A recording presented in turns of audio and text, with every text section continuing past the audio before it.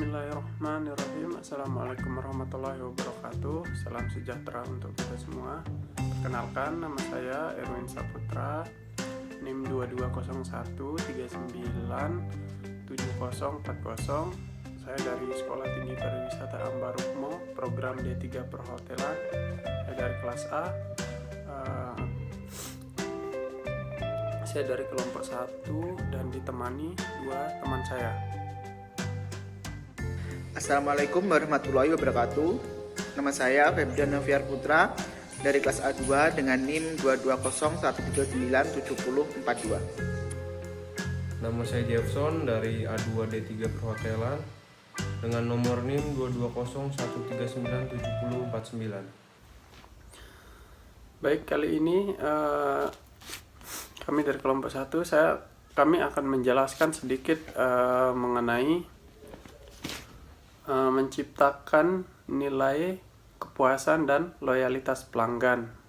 Nah, yang pertama yang akan saya bahas adalah menciptakan nilai. Nah, maksudnya menciptakan nilai adalah yaitu manfaat apa yang akan didapat oleh customer atau pelanggan setelah dia menggunakan jasa atau produk kita, setelah dia mengeluarkan dana untuk mendapatkan produk kita. Seperti itu. Jadi apa sih manfaatnya yang dia dapat, seperti itu.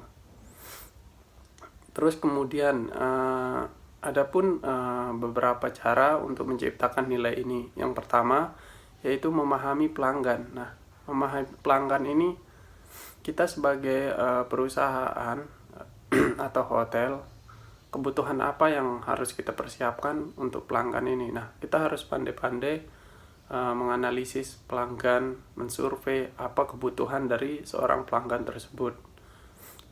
Terus kemudian menemukan peluang. Nah, setelah kita tahu apa sih kebutuhan pelanggan ini, apa yang dia butuhkan, apa yang dia inginkan, nah, apa yang bisa kita lakukan, peluang apa yang bisa kita lakukan untuk menciptakan nilai atau manfaat yang didapatkan oleh customer nanti. Terus kemudian selalu berinovasi. Nah, selalu berinovasi maksudnya ya nggak mungkin produk kita ya itu saja. Jadi seiring perkembangannya zaman, kita harus selalu meningkatkan produk kita sesuai apa yang diinginkan oleh pelanggan, apa yang dibutuhkan, seperti itu. Selanjutnya diferensiasi nyata.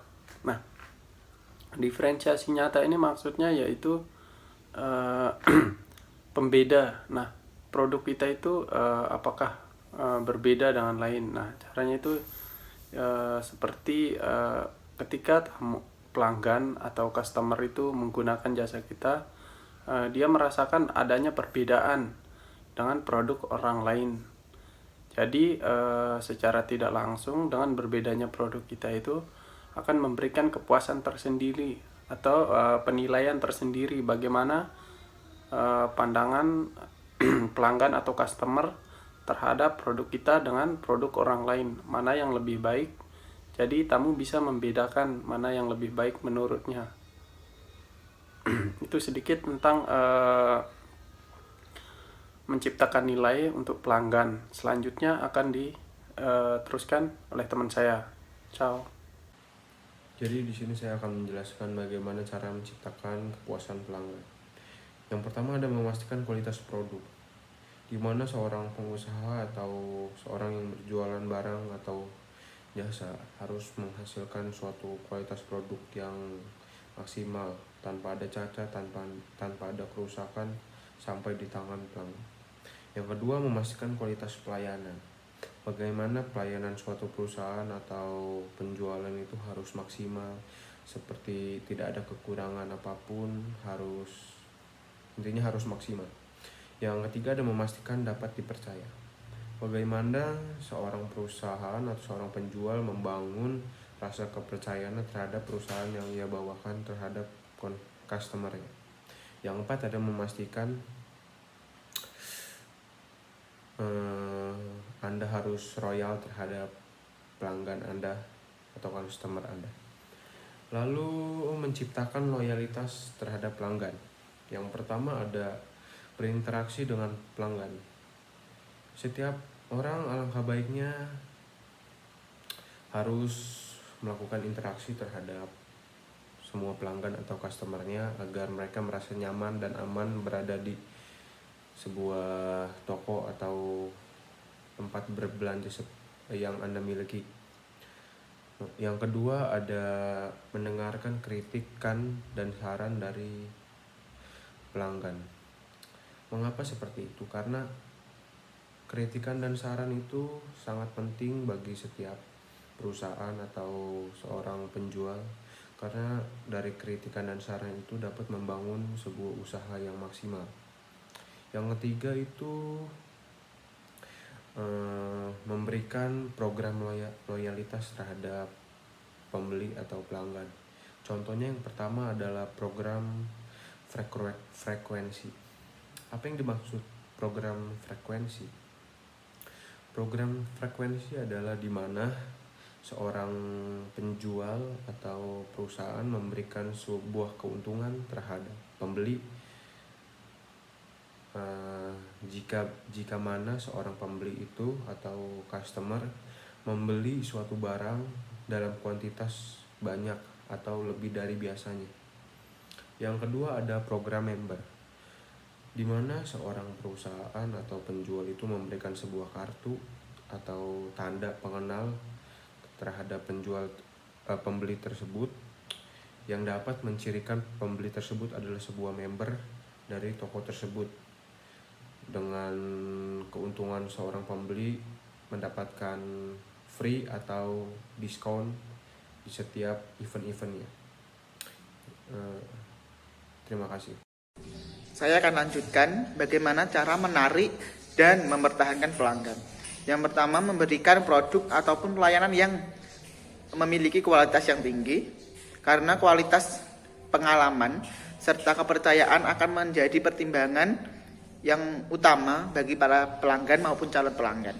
Yang kedua, memaksimalkan penggunaan media sosial sebagai sarana promosi untuk menarik para calon pelanggan. Yang ketiga, memberikan penawaran menarik ataupun diskon pada calon pelanggan ataupun pelanggan yang sudah setia. Lalu, mengadakan pameran untuk menarik para calon pelanggan. Selalu memperhatikan kepuasan pelanggan, karena jika pelanggan puas maka akan menambah nilai kesetiaannya. Untuk meminimalkan terjadinya ketidakpuasan pelanggan ataupun konsumen, untuk itu penting kiranya melakukan pemantauan kerja karyawan secara berkala. Ada beberapa ciri-ciri pelanggan yang loyal. Pelanggan yang loyal akan selalu melakukan pembelian yang berulang, mereferensikan atau mengajak orang lain untuk menggunakan produk yang kita tawarkan. Lalu juga akan menunjukkan keunggulan atau produk yang kita tawarkan ini kepada orang lain. Lalu apa saja manfaat dari loyalitas pelanggan? Yang pertama akan meningkatkan penjualan dan tentunya juga akan menambah keuntungan yang akan kita dapat.